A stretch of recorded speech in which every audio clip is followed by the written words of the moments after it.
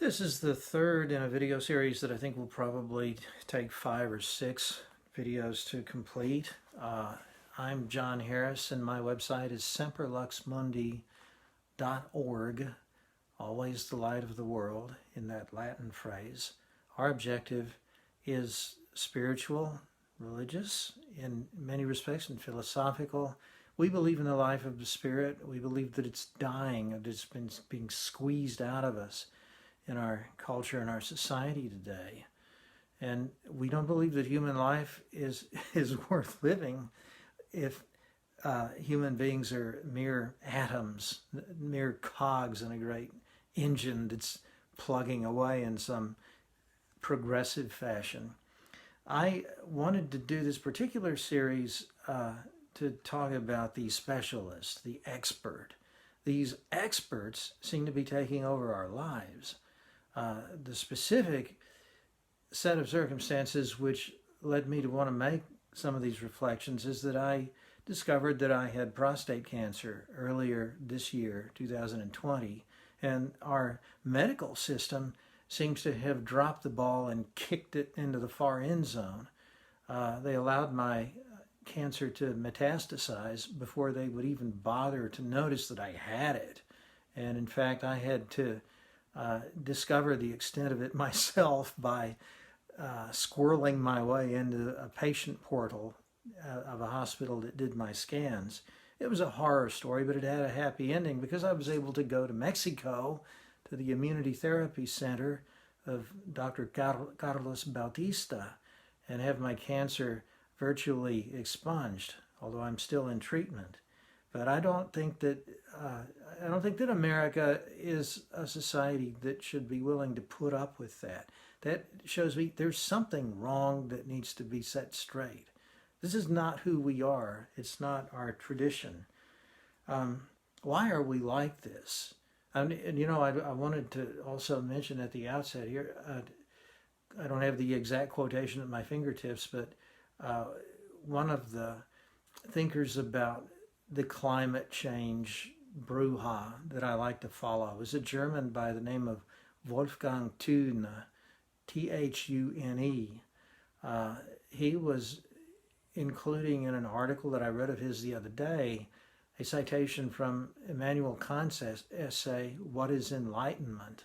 And the citation ran something like, we'd like to surrender our freedoms to various people around us, our spiritual guidance to a priest or preacher, our health to a doctor. He explicitly mentioned doctors, and he, mentioned 2 or 3 other kinds of, quote, professional. There's another word, professional, other kinds of expert that we like to entrust, certainly politicians in our case. We depend upon these people to make decisions that we feel we're not qualified to make. And we abjectly surrender to their judgment. So in a way, it's kind of our fault. We're asking for it. And another way, as life becomes more and more technological, it really is almost impossible to expect of ourselves that we would be able to make informed decisions.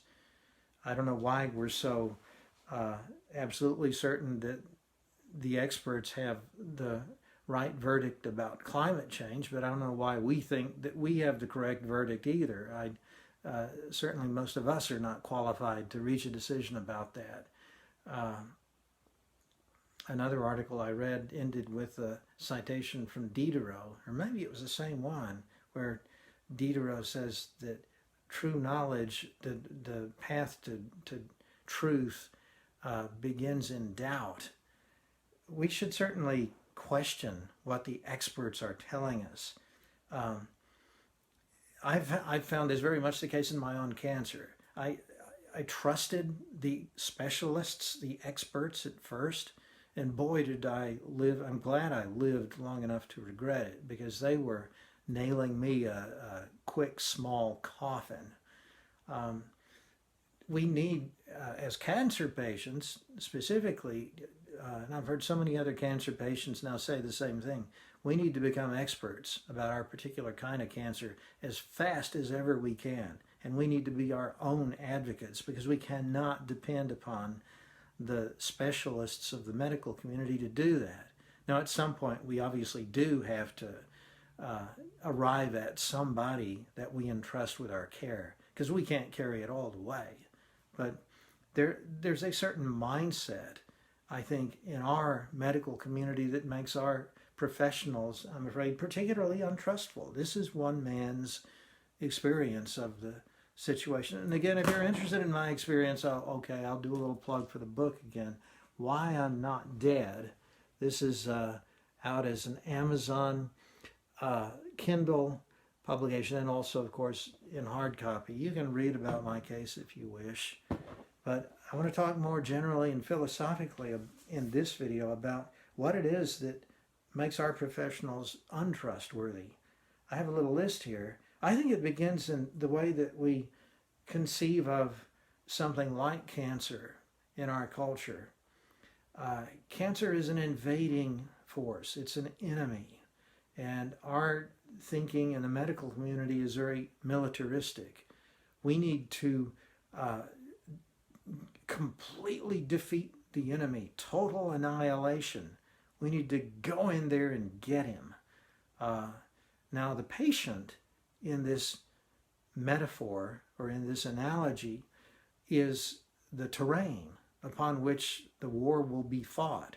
You're your terrain, and hills and valleys and rivers and bridges and things, they don't talk, so obviously they don't have an opinion. The doesn't talk to the grass or the trees. Here's a hillside. We can get the high ground and then we can shoot the enemy to pieces as he tries to advance, but the trees are in the way. They're going to obstruct our line of fire, so let's cut down all the trees. What if the hill said to the general, Your Honor, Mr. General, I love these trees. They've been here for hundreds of years. Please don't cut these trees. Who's saying that? Shut that man up. We have to prepare for battle. The doctor doesn't care what you think of the procedures that are, I'm exaggerating, of course, a little, but the mindset is still basically, look, I'm the doctor, I'm the expert, I know how to wage war. The enemy is in you. Your role here is just passive. You're the terrain where the war has to be fought. You need to trust me. You need to lie back. I'll give you an anesthetic if you need it, but you basically need to shut up. And we'll go in there and we'll cut this thing out. If there's some of it left, we'll burn it out. And if there's some of it left, then we'll poison it. Cut, burn, and poison. Right? Surgery, radiation, chemo. Those are the three-pronged strategies available to our militarist physician in this country. What's it like in other cultures? Or what could it be like here? This is sometimes spoken of as holistic. We think of the patient as not just this passive terrain, but the patient rather is a functioning living system, some of whose elements are out of joint. You don't want to blow up the whole machine just because some of its parts are not working right. You want to strengthen some of the healthy elements so that they can overpower the malfunctioning, perverse, toxic elements. So the machine will be self-corrective. The most obvious example of this would be diet. I always thought that my diet was exemplary and that my exercise routine was very positive and all that. And I'm certainly more, before I found out about the cancer, which in my case I think is probably hereditary, but I think I was in better shape and my dietary behavior was better than most people's, but still, I was, if you don't read the fine print in the things that you buy, you don't know how much sugar and soy and even peanuts in the case prostate cancer can be toxic. There's a lot of things I discovered about correcting my diet, but these are things that I can do through my choices. I can adjust my lifestyle. My body will be empowered. One of the things I was doing previous to going to ITC in Tijuana, I was starving myself, literally. I thought that fasting would be a way to eradicate the cancer, just starve the cancer out. And what I learned in Tijuana was that you actually need to feed your, your good cells, your healthy functions in your body very generously. They need extra energy to go out and fight the cancer. You don't want to starve your body because in some cases that advantages the cancer. So I learned to actually eat more often as well as to eat a little better. And I learned not to eat the things that particularly translate into fuel for the cancer, some of which are quite surprising. But you see, the specialist or the expert in this case is not like a general, he's more like a counselor. I think of somebody who's helping you lift weights in the gym.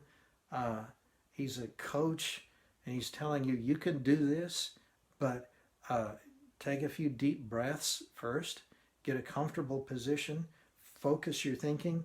You know, he's getting inside of you, and he's being an ally for your thinking, for your concentration. He's working with you. He's working inside of you. He's not telling you, the physical phenomenon, to lie flat, shut up, anesthetic if you want it, and I'll go in there and cut, burn, and poison.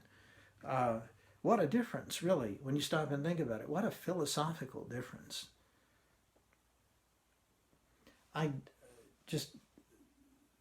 don't want to sound like a tree hugger here, but I love freedom, and I don't like being a passive toy in somebody else's hands. And this is really not squishy, far out tree hugging weirdoism. This is just for those of you who love your individuality and your freedom, and you want to be a strong person and you want to take control of your future. This should be your mindset, right? This should be our mindset, and I think our medical community should encourage this in us. I don't understand why it wouldn't. So here's one reason, and I'm not, and at least in this video, I'm not indicting the professional medical community of anything nefarious. I'm not saying that they're bad guys because they're greedy or they're power hungry or anything. I think that can feed into it, but that's not relevant here. Even with the best of intentions, I think people can go to med school and the system spits them out with this kind of generalissimo thinking in their heads, and it affects their bedside manner. I mean, it affects their whole worldview. It has to some extent. They become the dictators who tell you the way it is, and they're going to take control. And your job in all of this is just to surrender and lie flat. That's so wrong. I think it's just so morally wrong. It doesn't work medically. It's wrong spiritually. It's wrong morally. It's wrong from a human context. I want someone to be with me, to stand by my side, and to help me live in my body, make my peace with my body, get the parts of my body that are in rebellion to fall into line. I want an advocate, a counselor, a coach. I think that's where we should be going.